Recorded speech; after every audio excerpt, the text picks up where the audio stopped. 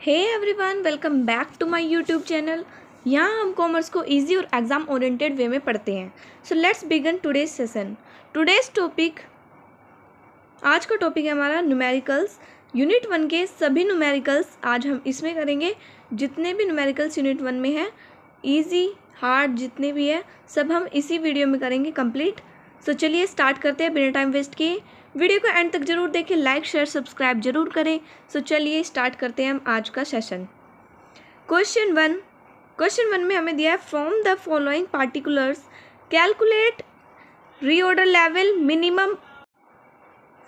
Minimum stock level and maximum stock level.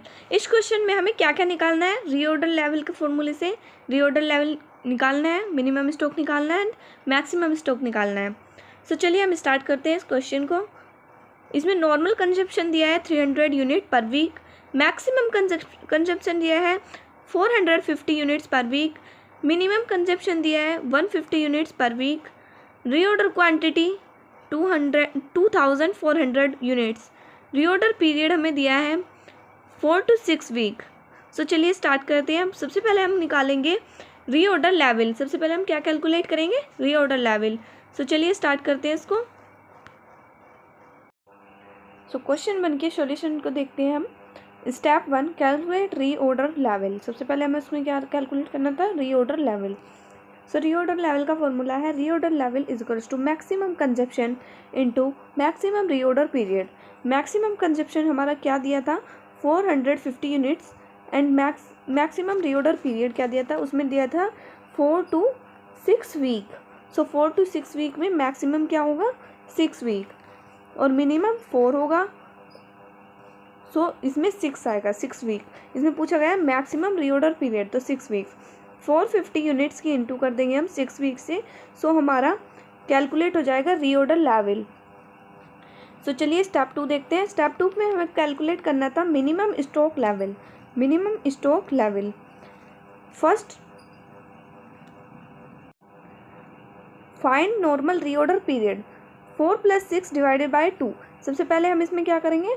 Normal reorder period निकालेंगे। उसमें दिया था 4 to 6 वीक। तो 4 + 6 डिवाइडेड बाई 2, 4 + 6 डिवाइडेड बाई 2, 4 और 6 हो गया 10 डिवाइडेड बाई 2। सो 2 से कट गया 5 टाइम्स, तो 5 आ गया, 5 वीक्स। सो नॉर्मल पीरियड हमारा आ गया रीऑर्डर का 5 वीक्स। फॉर्मूला है कैलकुलेट करने का, मिनिमम स्टॉक लेवल कैलकुलेट करने का फॉर्मूला है reorder level minus normal consumption into normal reorder period. इसकी कैलकुलेशन करेंगे हम। Minimum level is equals to, minimum level का फॉर्मूला है reorder level minus normal consumption into normal reorder period. So इसमें हम करेंगे 2700 हमारा रीऑर्डर लेवल का आंसर आया था, ये वाला। माइनस करेंगे नॉर्मल कंजप्शन। नॉर्मल कंजप्शन हमारा 300 दिया था ऊपर, अभी दिखा देती हूँ। नॉर्मल कंजप्शन हमारा दिया था, ये रहा 300 यूनिट्स पर वीक। सो हमने यहाँ पे ले लिया है 300 इंटू 5 मीन्स वीक जो हमने अभी निकाला था इज इक्वल्स टू, इसको हम कर लेंगे इंटू 300 इंटू 5। 300 इंटू 5 हो गया हमारा 1500। सो 2700 को माइनस करेंगे 1500 से। सो हमारा निकल के आ जाएगा मिनिमम स्टॉक लेवल 1200। कितना आ जाएगा? 1200 यूनिट्स। स्टेप 3 में हमें कैलकुलेट करना था maximum stock level. Maximum stock level, अधिक स्टॉक स्तर। इसका फॉर्मूला है maximum level is equals to reorder level plus ROQ minus minimum consumption into minimum reorder period. So इसमें सबसे पहले हमें क्या क्या देखना है? Reorder level. सो इसके लिए हमें देखना होगा रीऑर्डर लेवल। रीऑर्डर लेवल हमारा क्या था? 2700 मीन्स 2700। इसमें ROQ means reorder quantity. Reorder quantity हमारी क्या दे रखी है? ऊपर देखते हैं क्वेश्चन में। रीऑर्डर क्वांटिटी हमारी 2400 यूनिट्स, 2400 यूनिट्स दे रखी है हमारी। सो इसमें माइनस करेंगे, मिनिमम कंजप्शन हमारा 150 है, इंटू करेंगे 4 से, इंटू करेंगे हम 4 से, मिनिमम रीऑर्डर पीरियड है हमारा 4, मिनिमम है 4, मैक्सिमम है 6, सो मिनिमम पूछा है यहाँ पे तो 4 इज इक्वल्स टू 5100। हम जब इन दोनों को प्लस करेंगे तो 5100 माइनस जब इन दोनों को इंटू करेंगे तो हमारा 600 आएगा, एंड देन इनको माइनस कर देंगे, सो आ जाएगा हमारा 4500 यूनिट्स। अनावश्यक भंडारण लागत से बेचने के लिए गोदाम में 4500 इकाइयों से अधिक स्टॉक नहीं होना चाहिए हमारा, इससे अधिक हमारा स्टॉक नहीं होना चाहिए। अगर हमारा इस यूनिट से ज़्यादा हमारा हुआ स्टॉक, सो इसके लिए कॉस्ट ज़्यादा लग सकती है। सो सॉल्यूशन 1 इस हमारा complete. Question 2, economic order quantity EOQ means economic order quantity. Calculate the economic order quantity and the number of orders to be placed per year from the following information. निम्नलिखित जानकारी से मितव्ययी आदेश मात्रा EOQ और प्रति वर्ष दिए जाने वाले आदेशों की संख्या की गणना करनी है। इसमें क्या क्या निकालना है हमें, नंबर ऑफ ऑर्डर्स। सो इसमें दिया annual consumption of material A 20,000 kilogram, cost of placing 1 order आदेश लागत 100 रुपये per order, cost per kilogram of raw material सामग्री की लागत 25 rupees per kilogram, carrying cost percentage C हमारा दिया है भंडारण लागत 10% पर एनम। तो इसका सॉल्यूशन देखते हैं स्टेप बाय स्टेप। स्टेप 1 में दिया find carrying cost per unit per year C, प्रति इकाई वार्षिक भंडारण लागत C is equals to 10% of material cost of 25 rupees. अगर हमें कैरिंग कॉस्ट निकालनी है तो 10 इंटू 25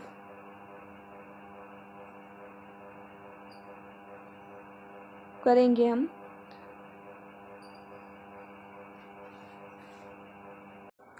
मीन्स अगर हमें 25 का 10% निकालना है तो हम क्या करेंगे, 25 का 10% निकालेंगे हम कुछ इस तरह। देख यहाँ पे ध्यान दो, 25 into 10 divided by 100।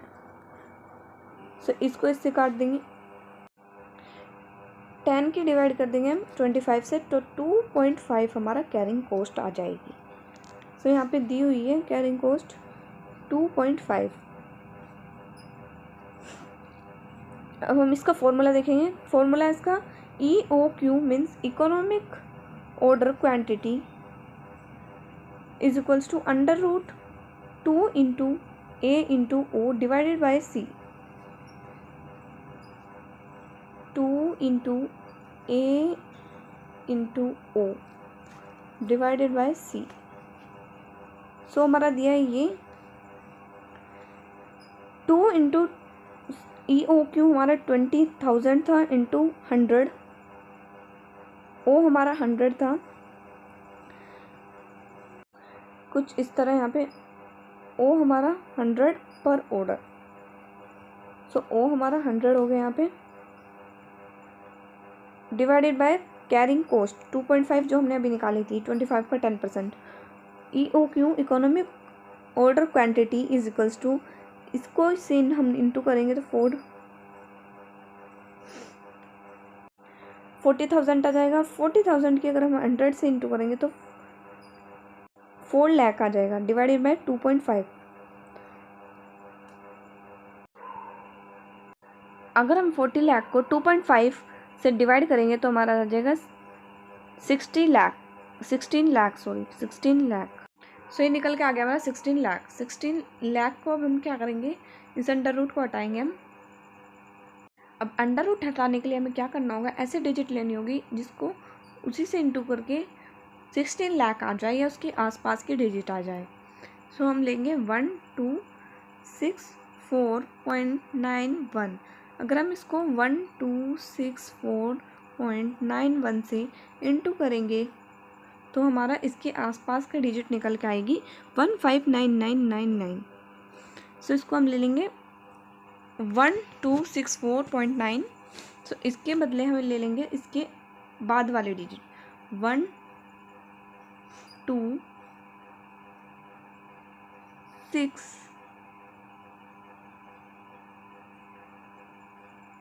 5 kilogram. 1 2 6 5 kilogram होगा। यहाँ पे ये मुझसे गलत हो गया PDF बनाने में। सो यहाँ पे 1265 किलोग्राम आएगा इसकी जगह, इसको ये नहीं आएगा। सो आगे देखते हैं। Step 3, calculate number of orders per year. अब देखना है numbers of orders. Number of orders निकालने का फॉर्मूला है annual consumption divided by EOQ। So number of orders is equal to annual consumption. Annual consumption हमारा 20,000 था, 20,000 किलोग्राम डिवाइडेड बाय यहाँ पे इसकी जगह आएगा 1265। सो अगर हम इसको डिवाइड करेंगे 20,000 को डिवाइड करेंगे हम 1265 से, सो हमारा निकल के आएगा 15.81। सो इसके अप्रोक्स निकल के आएगा। सो हम लिख देंगे 16 इसका ऑर्डर आएगा। 16 ऑर्डर है, नंबर ऑफ ऑर्डर्स है 16। सो ये आंसर सही नहीं है। सो नंबर ऑफ ऑर्डर 16 आएगा हमारा निकल के। इसके हम आसपास का देख लेंगे 16 आ जाएगा पूरा। सो इसका ये आंसर सही है। सॉल्यूशन 3 देखते हैं हम। Question number 3, prepare stores ledger account using the first in first out FIFO means first in first out method from the following transaction during जनवरी के दौरान निम्नलिखित लेन देनों से प्रथम आगमन प्रथम निर्गमन विधि द्वारा स्टोर्स लेजर खाता तैयार कीजिए। सो इसमें Jan 1 में दे रखा opening stock 200 units 10 rupees per unit. Jan 5 में परचेजेस क्रय दे रखा है 300 यूनिट्स ₹12। Jan 12 में issued to production 250 units. Jan 18 purchases 400 units 14 rupees. Jan 25 issued to production 350 units. So इसका सॉल्यूशन देखते हैं।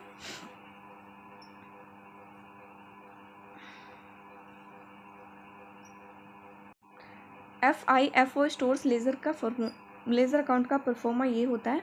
सबसे पहले कॉलम में आता है date, and then second column में आता है रिसिप्ट, थर्ड कॉलम में आता है इशू, बैलेंस आता है फिर फोर्थ कॉलम में। रिसिप्ट, इशू और बैलेंस के नीचे 3 कॉलम होते हैं, quantity, rate, amount. Same issue के नीचे भी क्वांटिटी, रेट, अमाउंट, बैलेंस के नीचे भी क्वांटिटी, रेट, अमाउंट। सो Jan 1 में हमारी क्या ट्रांजैक्शन थी Jan 1 opening stock 200 units ₹10।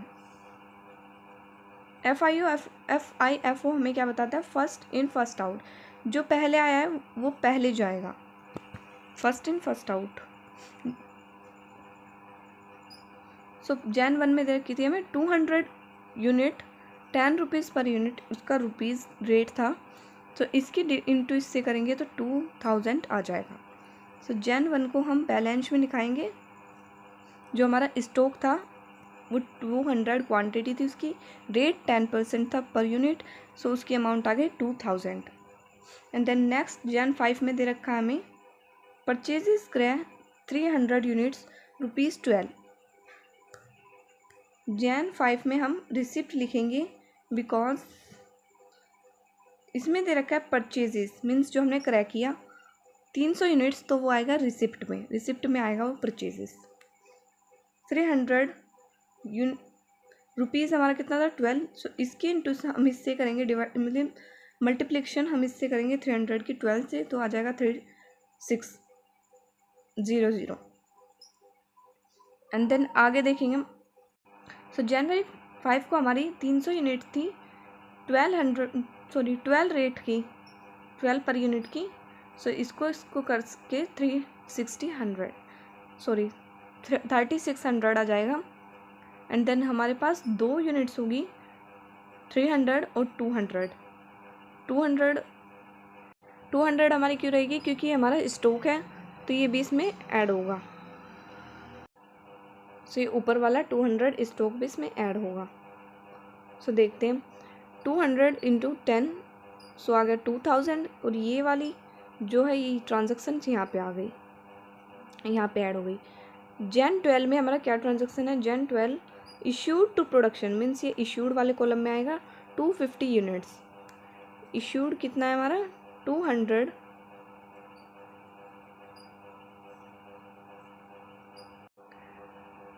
Issue था हमारा 250 का। FIFO के अनुसार हमारा जो पहले आया उसको ही निकालेंगे हम पहले। सो 200 को 10 से इंटू करके 2000 आ गया, एंड देन हमारा 50 भी हमको देना है, 50 यूनिट भी, क्योंकि 250 था। सो पहले हमने 200 का निकाला, देन 50 का निकाला, 50 इंटू 12 ये आ गया हमारा 250 को, फिर हमने इन दोनों को 12 से कर दिया, तो ये ट्रांजेक्शन्स आ गई हमारी। Jan 18 में हमारा 400 का क्वांटिटी है, 14 रेट है हमारा, तो कितना आ गया इन दोनों को इंटू करके 5600। सो आगे देखते हैं, बैलेंस में हमने दिखा दिया स्टॉक में 250, ये वाला 250, रुको मैं अच्छे से दिखाती हूँ, 250 हमारा ये वाला आ गया, और 414 हमारा ये वाला आ गया। पहले वाला भी जोड़ेंगे हम और अब वाला भी जोड़ेंगे, सो ये दोनों ऐड करके आ गया हमारा इतना। 250 को 12 से इंटू किया 3000, 100 को 14 से इंटू किया 5600।